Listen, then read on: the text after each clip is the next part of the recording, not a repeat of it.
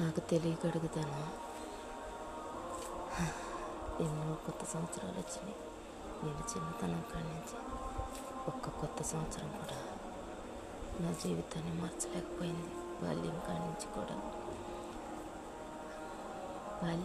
కూడా ఒక్క సంవత్సరం కూడా మార్చలేకపోయింది. అదేంటో నా దౌర్భాగ్యం. నేను కష్టం అని అన్నా కూడా పేదవాడికి పెట్టిందల్లా కూడా మధ్యతరగతి కుటుంబాలకు ఉందల్లా కూడా ఒక పరువు. మా పరువు పోయింది, మా ఇజ్జత్ పోయింది అని అంటారు. తండ్రి దగ్గర ఉన్నప్పుడు కొత్త సంవత్సరం మారలేదు. భర్త దగ్గర ఉన్నప్పుడు నా దౌర్భాగ్యం తీరలేదు. ఎన్ని సంవత్సరాలు పోయినా నా కష్టం మాత్రం, నా వేదన మాత్రం తీరలేదు. ఊరు వాళ్ళు ఇలా చేసింది అలా చేసిందని ఊరోళ్ళు పరువు గురించి మాట్లాడుతున్నారు. కానీ ఆ ఊరోళ్ళు మన ఊరి నుంచే సమస్య వెళ్ళింది. ఆ సమస్యను మనమే సాల్వ్ చేద్దామని అనుకోరే ఇలా చేసింది అలా పరువు తీసిందని అడగటమే అడుగుతున్నారు తప్ప మా కష్టాన్ని ఎవరికి గుర్తించరు, ఎవరు స్పందించరు. నీ అనుకుని ఎవరైనా సరే ఒక కన్నవాళ్ళు తప్ప ఎవరిదైనా కపటంగా వచ్చి మాయగా మోసిపోయి ఇదే.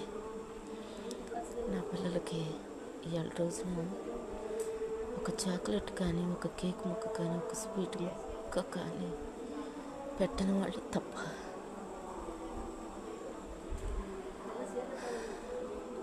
పరువు గురించి మాట్లాడటానికి చాలామంది ఉంటారు.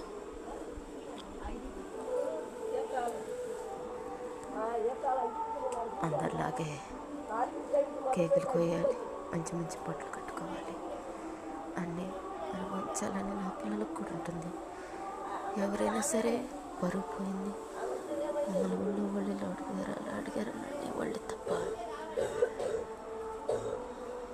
మా పిల్లలకు కూడా ఉంటాయి. కేక్ కోయాలి, ఆ స్వీట్ తినాలి అని మా పిల్లలకు కూడా ఉంటుంది.